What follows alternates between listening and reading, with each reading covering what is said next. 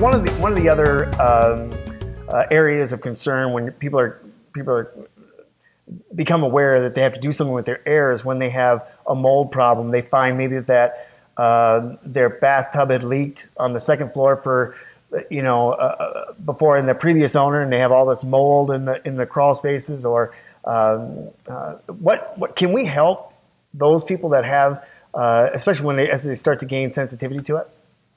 Well, we really can. And, that's one of the most common questions people have, because that's one of the times when they really discover that they have a problem with their indoor environment. Right.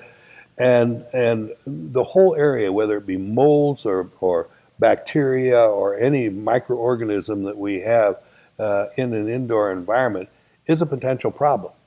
And yet, if you think about what's going on in the process, because again, what is it that we really are doing? What we're doing is putting energy back into the air to make indoor air act like outdoor air. Outdoor air, mold does not grow where fresh air can get. Right. Mold only grows where the fresh air can't get.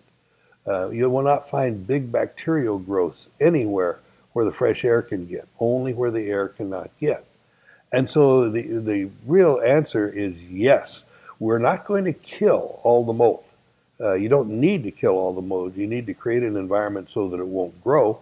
You will kill it slowly and break it down just as fresh air does, but there will always be the possibility for it to be able to grow, because you're not creating such a hostile environment that nothing can grow, because that wouldn't be healthy. Right, that would almost be a problem. Right.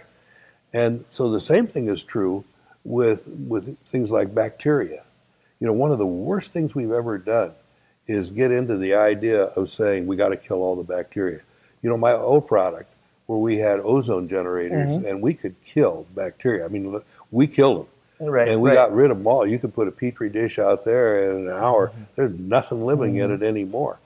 But the question is that really good to do? And so many doctors now are saying, I don't think you want to be killing all those things, because you're creating a problem. Because in nature, you've got a whole range of bacteria. Some are good, some are bad. But what they do is they live together in harmony, and they control each other. And if you try to kill all the bacteria, you're going to kill the ones except the ones you can't kill. And those that you can't kill now no longer have an enemy. They prosper and have led to all these new diseases that we've never heard of before, because we tried to kill them all. Our approach is much different, because fresh air does not kill them all. You can go anywhere and find some bacteria. You go anywhere and you will find microbial growth, but not out of control, always in balance.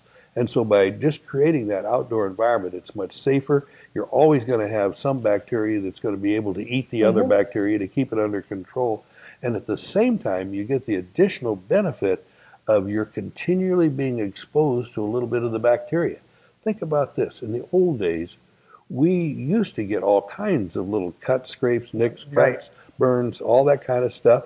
And what did you do? You left them open, and they let the air take care of them. Let the bacteria and your body develop defenses against them, and we were much healthier than we ever were. Now, because we try so hard to kill them all, now we have no natural defenses against any of them. And even if you live in a cocoon and you've got your own indoor environment protected with a big ozone generator, sooner or later you have to walk outside, and there's going to be a bacteria out there that you have no defenses for. So our approach is the natural way to keep the levels under control, and to keep the mold and mildew and all those microbial exactly controlled as they are outside. And it's all part of this just duplicating the active energy of fresh air. Right.